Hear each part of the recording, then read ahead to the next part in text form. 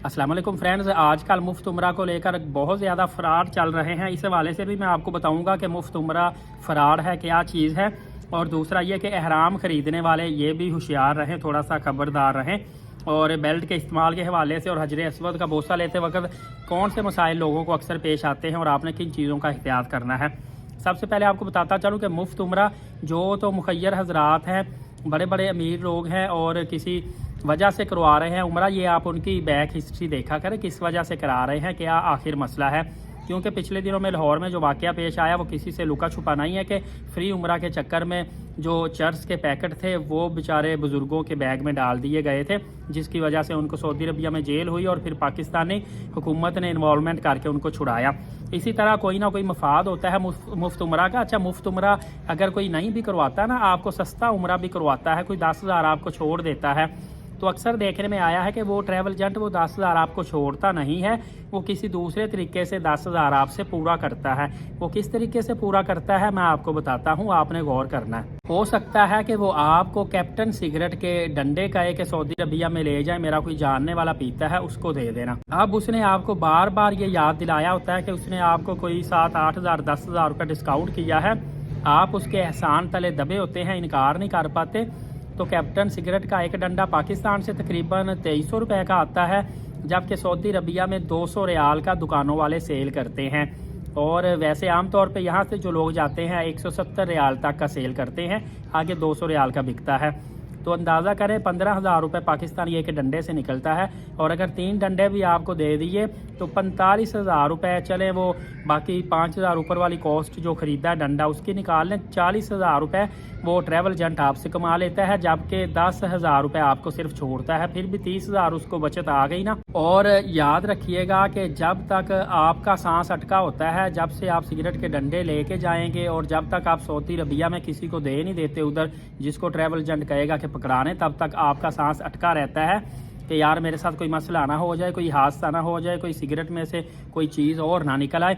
और एक और मैं आपको बात बताऊं कि अगर सिगरेट के डंडे आपके पास सऊदी अरबिया में मौजूद हैं और आप खुद वहां पे किसी बकाले वाले को बेचते हैं और बकाले वाले से आपका सौदा नहीं बनता, तो अगर बकाले वाला शुरते को, पुलिस वाले को कंप्लेन कर देता है ना आपकी, तो फिर भी आप पकड़े जाएंगे कि आप सऊदी अरबिया में स्मगल करके सिगरेट लाए हैं, मतलब कि अपने पीने के लिए नहीं लाए, आगे सेल करते फिर रहे हैं। दूसरा, आपको पता है आप उम्रा वीज़ा पर होंगे, उम्रा वीज़ा पे आप एक तरह से वहाँ पे काम कर रहे हैं, जो कि मना है दोस्तों। दूसरा, मैंने आपको अहराम के हवाले से बताना था कि अहराम ख़रीदने वाले थोड़ा सा होशियार रहें। एक तो मक्का पाक में इस वक्त गर्मी है, मतलब कि दोपहर को गर्मी काफ़ी होती है, दिन रात को कम होती है। तो टॉवल वाला मोटा अहराम जो लेके जाते हैं वो दोपहर को ना पहना करें, और कोशिश करें, वो वैसे तो ठहर जाता है जिस्म पे, लेकिन वो आप अपने घर से भी पहन के इतना लंबा ट्रैवल करके सऊदी अरबिया ना आया करें, उसमें पसीना आके बंदे का बुरा हाल हो जाता है। कोई ठंडा सा कपड़े वाला अहराम ले लिया करें। और बाकी जो आम वहाँ पे करीब से अगर मस्जिद आयशा से उम्रा करना हो या रात के वक्त, फिर ये अहराम बांधा करें। अच्छा, इसमें एक ये मसला भी है कि अहराम अगर आपने नया लेना होता है ना, तो मिकात पे भी अक्सर अहराम लगे होते हैं, मस्जिद आयशा में भी, करनुल मनाज़िल ताइफ में भी और जुराना में भी। तो वहाँ पे मैंने जो अहराम देखे हैं ना, वो 20 रियाल का कह के 15 रियाल का भी दे देते हैं, कुछ थोड़ा सा अच्छा वो 30-40 रियाल का भी दे देते हैं, लेकिन उसका कपड़ा सही नहीं होता। मैंने वो देखा, अक्सर बेचारे लोगों को पता नहीं चलता, उनका कपड़ा वो फट जाता है और फटा अहराम जो है ना मुनासिब नहीं लगता, अच्छा नहीं लगता। लिहाजा आप एक से ज़्यादा अहराम अपने वतन से ही लेके आएँ। और बेल्ट का इस्तेमाल आपने लाजमी करना होता है। देखिए, जब भी आपने हजर अस्वद का बोसा लेना है, वहाँ पे एक चीज़ का ख्याल रखें, अगर आपने अहराम के साथ बेल्ट नहीं पहना तो अहराम खुदा ना खास्ता ऊपर वाली चद्दर तो आपकी उतरती है, नीचे वाली चद्दर भी ढीली होने का खदशा होता है। इतने धक्के कोई किसी का ख्याल नहीं कर रहा होता हजर अस्वद के करीब जाके।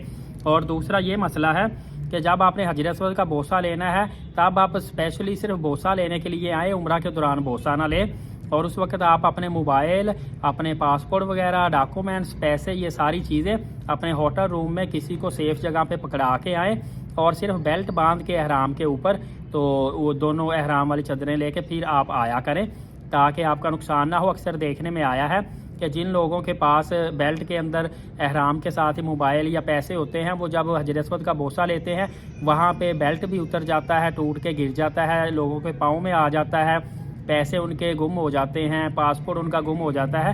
بہت بڑے بڑے نقصان ہوتے ہیں جن کا ازالہ بعد میں کرنا کافی زیادہ مشکل ہوتا ہے۔ تو ان چیزوں کا آپ احتیاط کریں گے تو انشاءاللہ آپ کو پردیس میں جا کے پریشانی نہیں ہوگی اور آپ کو عبادات کا بھی مزہ آئے گا۔